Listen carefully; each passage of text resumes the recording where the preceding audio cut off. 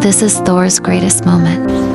They needed a weapon, not just any weapon, a king's weapon. To forge it, Thor stood before a dying star.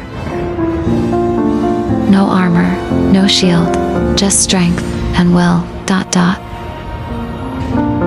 The heat could melt worlds. The force could crush a god. But Thor didn't hesitate, because saving the universe isn't about surviving. It's about sacrifice. And from that sacrifice came Stormbreaker, a weapon born from fire.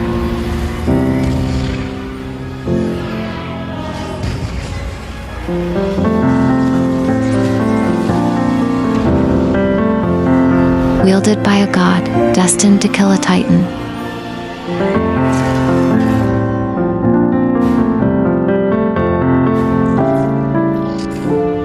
This is Thor's greatest moment.